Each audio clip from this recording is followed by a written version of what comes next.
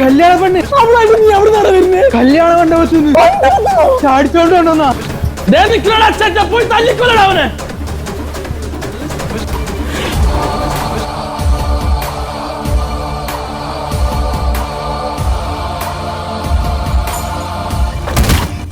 அண்ணன் இருக்கு, ஒவ்வொரு அடிக்கும் ஓரோ விசில் போடுங்க.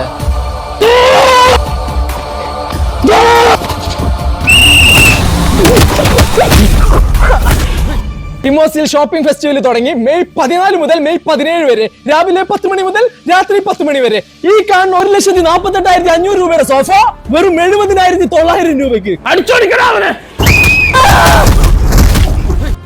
ഈ കാണുന്ന 79,500 സോഫ വെറും 39,800. ഈ 88,900 സോഫ 49,900. ഈ 89,900 പ്രീമിയം സോഫ 49,900. 87,900 ഈ പ്രീമിയം സോഫ 39,900 കൊടുക്കും.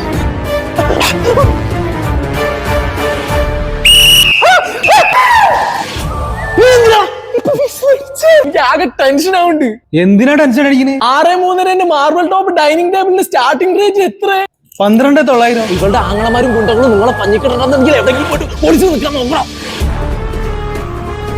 ആ ഗുണ്ടത്തണ്ടികളോടെ ഇവിടുത്തെ ബെഡിന്റെ ഓഫർ പറയാം. ഡിമോസിന്റെ ഏത് ബെഡ് എടുത്താലും ഒന്നെടുത്താൽ ഒന്ന് ഫ്രീ. ബാക്കി ബ്രാൻഡഡ് ബെഡ് എടുത്തു കഴിഞ്ഞാൽ അപ് ടു 65% വരെ ഓഫർ. ഈ 2 ഡോർ ബെഡ്റൂം സെറ്റിനൊക്കെ 19,900 ആണല്ലോ സ്റ്റാർട്ടിങ് എന്ന് ആലോചിക്കുമ്പോഴേ. 40,500 ഈ ഫോറസ്റ്റ് തേക്കിന്റെ അലമാര വെറും 29,900. ഇവന്റെ ജാതിയാണോ നിങ്ങളുടെ പ്രശ്നം?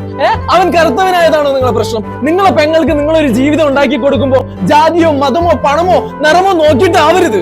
പെങ്ങൾക്ക് കണ്ടെത്തുന്ന ഭർത്താവിന് വർഷത്തിൽ 10 ലക്ഷം രൂപ വരുമാനം ഉണ്ടോന്നല്ല നോക്കേണ്ടത്.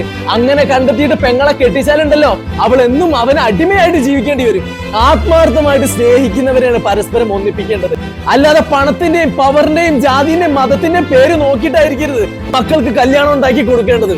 ഈ പണവും പദവിയും കാര്യങ്ങളൊക്കെ നോക്കി പെങ്ങളെ കെട്ടിച്ചാലുണ്ടല്ലോ ഒരു ദിവസം ഗ്യാസ് പൊട്ടി തെറിച്ചു എന്നും പറഞ്ഞിട്ടും അല്ലെങ്കിൽ ഒരു കഷ്ണം കയറിൽ തൂങ്ങി എന്നൊക്കെ പറഞ്ഞിട്ടായിരിക്കും കേൾക്കുക.